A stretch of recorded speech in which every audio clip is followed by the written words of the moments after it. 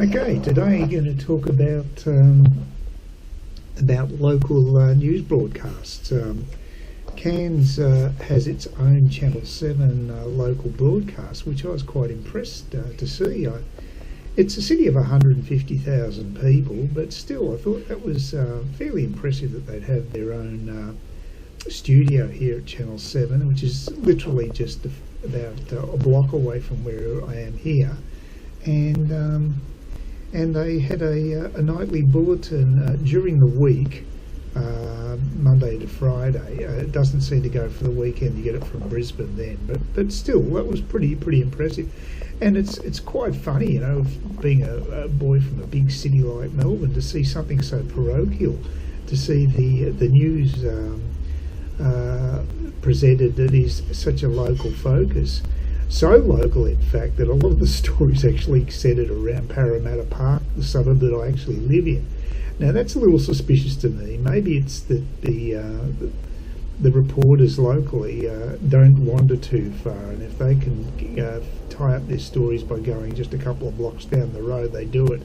There was a suspiciously large number of stories that actually happened to centre around my own area. The other thing that's quite quaint is because it's actually a regional news bulletin, very small stories by big city standards get play, like some guy losing his dog and then reuniting with his dog. That's just not going to cut it on a major city bulletin. And just stuff about local crime and centred on the local Cairns CBD. It's quite nice.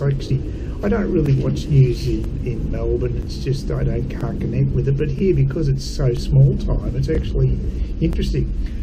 However, I did find out there's a little bit of deception happening here.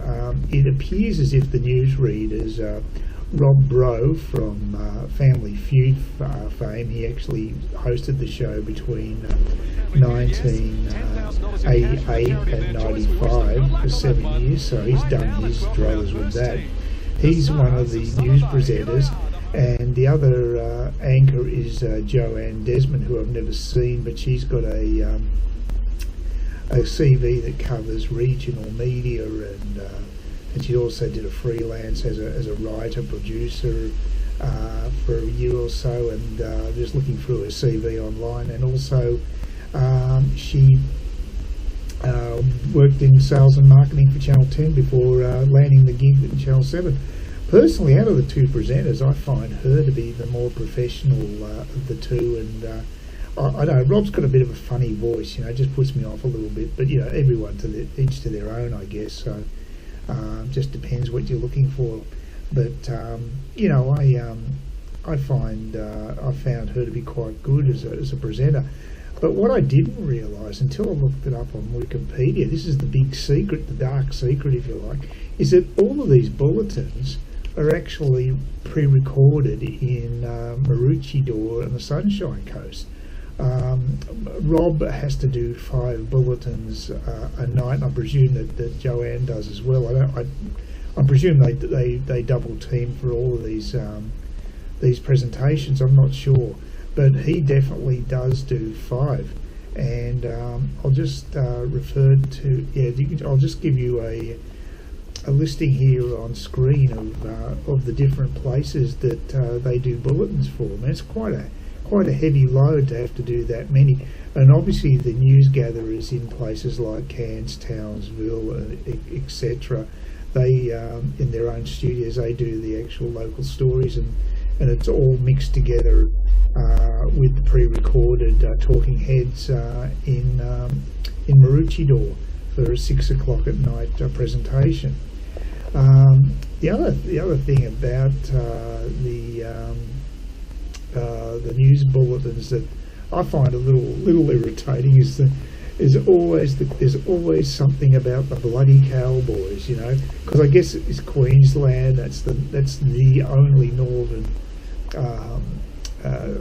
Queensland rugby team, so they're going to get a huge amount of coverage, and of course that's totally different to me being from Melbourne with an AFL background and all the different clubs getting coverage.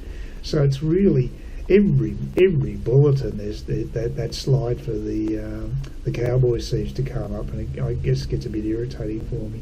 But overall, look, it's quite interesting living up here because it is a local focus, even though they're cheating a little bit with their presenters' bulletins actually coming out of Maroochydore. It doesn't really matter. I mean, it's I can understand they have to keep the costs down. I guess this is the only way they can make it cost effective. So it's nice to just have a local bulletin, something I didn't even think we'd get, to be honest with you. I thought everything would be so homogenised. So it's actually quite good. So yeah, I actually watch the news up here, which is something I never did in Melbourne. So that's a little bit of a change in lifestyle too. I'll just swing the camera around, and believe it or not, it's reasonable weather.